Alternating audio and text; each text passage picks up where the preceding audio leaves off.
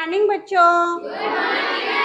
बच्चों कल हमने आपको पढ़ाया था परमाणु की संरचना। उसमें बच्चों नेक्स्ट टॉपिक है हमारा परमाणु संख्या या परमाणु क्रमांक। तो बच्चों परमाणु संख्या या परमाणु क्रमांक एक ही बात है, और जो परमाणु संख्या होती है बच्चों वो प्रोटॉनों की संख्या के बराबर होती है। ठीक है, यानी जितने हमारे प्रोटॉन होंगे उतने ही हमारी परमाणु की संख्या होगी। और बच्चों जो परमाणु संख्या है उसको किससे प्रदर्शित करते हैं? जेड से। और बच्चों किसी भी परमाणु में जितने भी प्रोटॉन होते हैं उतने ही इलेक्ट्रॉन होते हैं ना, तो प्रोटॉनों की संख्या बराबर किसकी हो जाएगी? इलेक्ट्रॉनों की संख्या। अब बच्चों आता है हमारा द्रव्यमान संख्या। जो बच्चों द्रव्यमान संख्या होती है उसको हम लोग ऐसे करते हैं प्रदर्शित। ठीक है, ये लिखा है। और जो बच्चों द्रव्यमान की संख्या होती वो होती प्रोटॉनों की संख्या प्लस न्यूट्रॉनों की संख्या। यानी जब प्रोटॉन और न्यूट्रॉन की संख्या को जोड़ेंगे तब क्या होगा? हमारा द्रव्यमान संख्या प्राप्त होती है। ठीक है बच्चों। अब आता है बच्चों समस्थानिक। समस्थानिक मतलब होता है बच्चों सम प्लस स्थानिक, यानी एक ही स्थान पे। तो बच्चों समस्थानिक क्या होते हैं? जिनकी परमाणु संख्या तो सेम होती है, एक ही जैसी होती है, लेकिन द्रव्यमान संख्या अलग अलग होती है, उसी को बोलते हैं समस्थानिक। ठीक है बच्चों। जैसे प्रकृति में क्या बच्चों होता है? हाइड्रोजन के 3 समस्थानिक होती हैं, प्रोटियम, ड्यूटेरियम और ट्राइटियम। तो बच्चों प्रोटियम में क्या होता है? परमाणु संख्या कितनी है? सेम है देखिए, और द्रव्यमान संख्या क्या है? अलग अलग है ना। तो बच्चों इसमें प्रोटॉन कितना है? एक है, देखिए सब में, ये देखिए सब में एक एक है। और जितना प्रोटॉन होता है उतने कितना क्या होता है? इलेक्ट्रॉन। ये देखिए सही बात है, यानी सब में प्रोटॉन एक है और सब में इलेक्ट्रॉन उसके बराबर है। अब देखिए यहाँ पे क्या बताया था हमने, परमाणु की संख्या क्या होती है? प्रोटॉनों की संख्या के बराबर। अभी परमाणु संख्या देखिए एक है, प्रोटॉन की संख्या एक है। फिर ड्यूटेरियम में देखिए इसमें भी सेम है। इसके बाद बच्चों आते हैं द्रव्यमान संख्या। तो बच्चों ये हमारी क्या है? ए है। अब बच्चों प्रोटॉन और इलेक्ट्रॉन तो हम लोगों को पता चल गया है, ठीक है, वो दिख जाते हैं, लेकिन न्यूट्रॉन नहीं समझ में आता कैसे निकालेंगे, है ना। तो बच्चों ये हमारा क्या था? द्रव्यमान संख्या। द्रव्यमान संख्या हमारी क्या है? एक है। अब जैसे हम लोग को न्यूट्रॉन निकालना था, ये देखिए न्यूट्रॉन है, न्यूट्रॉन बराबर ये द्रव्यमान संख्या ए और माइनस क्या हो जाएगा? जब पी इधर आएगा तो माइनस में हो जाएगा ना। तो हमारी इसमें कितनी द्रव्यमान संख्या क्या थी? एक है। और प्रोटॉन की संख्या क्या है? 1 है। तो कितना हो गया? न्यूट्रॉन की संख्या 0 हुई। यहाँ पे कितनी है? 0। ऐसे ही आप इसकी निकालिए। देखिए ट्राइटियम में, ट्राइटियम द्रव्यमान संख्या कितनी है? 3।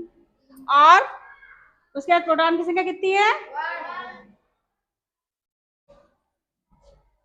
कितना हो गया? 2 हो गया, निकल आई। तो इस तरीके से हम लोग क्या निकालेंगे? न्यूट्रॉन की संख्या। ठीक है। आता है बच्चों आयनों का बनना। तो हमने बच्चों बताया था कि किसी भी परमाणु में क्या होता है? इलेक्ट्रॉन होते हैं, प्रोटॉन और न्यूट्रॉन होते हैं। तो बच्चों जितने इलेक्ट्रॉन होते हैं उतने ही प्रोटॉन होते हैं। और इलेक्ट्रॉन क्या करते हैं? चक्कर लगाते हैं चारों तरफ, है ना। उसके बाद बच्चों क्या होता है कि जितने इलेक्ट्रॉन होंगे ना ऋणावेशित, उतने ही धनावेशित प्रोटॉन होते हैं बच्चों। तो बच्चों किसी भी विद्युत उदासीन जो होता है परमाणु हमारा होता है, उदासीन ही तो होता है, क्योंकि इलेक्ट्रॉन प्रोटॉन कितने होते हैं? बराबर होते हैं, है ना, इसीलिए उदासीन होता है। तो बच्चों किसी भी विद्युत उदासीन परमाणु से इलेक्ट्रॉन या तो आ जाए या चला जाए, यानी या तो उससे जुड़ जाए या विस्थापित हो जाए, तो उसको बोलते हैं आयनों का बनना। तब हमारा आयन बनता है। ठीक है। जैसे बच्चों ये है सोडियम। सोडियम का बच्चों है परमाणु। तो इसमें क्या है? इसके क्या कितने हैं? इसमें 11 इलेक्ट्रॉन है और 11 प्रोटॉन है। तो बच्चों अब इसमें से क्या हुआ? एक इलेक्ट्रॉन निकल गया, ये वाला इलेक्ट्रॉन जैसे हमारा निकल गया। ठीक है। जब एक इलेक्ट्रॉन निकल गया तो यहाँ पे कितने बचे? 10 बचे। ठीक है। लेकिन बच्चों अब क्या हुआ? प्रोटॉन तो हमारे 11 थे और इलेक्ट्रॉन कितने रह गए? 10 रह गए, है ना। तो बच्चों इसमें किसकी अधिकता हो गई? प्रोटॉन की अधिकता हो गई ना, और प्रोटॉन होते हैं धन आवेशित, इसीलिए क्या होगा बच्चों, सोडियम आयन का कौन सा धनायन बना, ठीक है, कौन सा आयन बना, धन आयन। ऐसे ही बच्चों इसमें देखते हैं, अब देखो इसमें एक घट चला गया था ना इलेक्ट्रॉन, इसीलिए इसको इसमें क्या हुआ, आयन बन गया। अब इसमें क्या हो गया, देखिए जुड़ रहा है, तब इसमें क्या बनेगा, ऋण आयन। देखिए कैसे बनता है, ये देखिए इसमें कितने 17 हैं इलेक्ट्रॉन, गिन लीजिएगा, ठीक है बच्चों। इसमें से क्या हुआ, एक जुड़ गया आके, और ठीक है, यानी प्रोटॉन हमारे कितने हो गए, 17 थे, और इलेक्ट्रॉन कितने हो गए, 18, यानी ऋण आवेश की अधिकता हो गई कि नहीं हो गई। तो यहाँ पे कौन सा आयन बनेगा, ऋण आयन।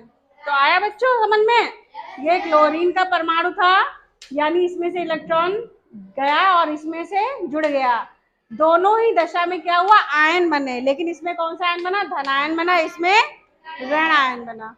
के बाद बच्चों आती है संयोजकता। तो बच्चों संयोजकता किसी तत्व की वह संख्या होती है बच्चों जो यह बताती है कि उस तत्व का जो परमाणु है उसने हाइड्रोजन के कितने परमाणु से संयोग कर रही है या उसको विस्थापित कर रही है, ठीक है, या तो उससे जुड़े या उसको हटाए। ये बच्चों इससे समझ सकते हैं कि HCl में जो क्लोरीन है तो इसकी संयोजकता कितनी है, एक, क्योंकि ये बच्चों देखिए एक से जुड़ा हुआ है कि नहीं जुड़ा हुआ है, एक ही हाइड्रोजन है ना, तो इसकी संयोजकता एक हो गई, ठीक है। अब जैसे इसमें देखो H2O क्या होता है, वाटर होता है ना, तो इसमें अगर ऑक्सीजन की संयोजकता पूछेंगे कितनी आएगी, 2, क्योंकि बच्चों देखिए जो ऑक्सीजन है कितने हाइड्रोजन से जुड़ा हुआ है, 2 से जुड़ा है, तो कितनी इसकी संयोजकता हो गई, ठीक है बच्चों, आया समझ में।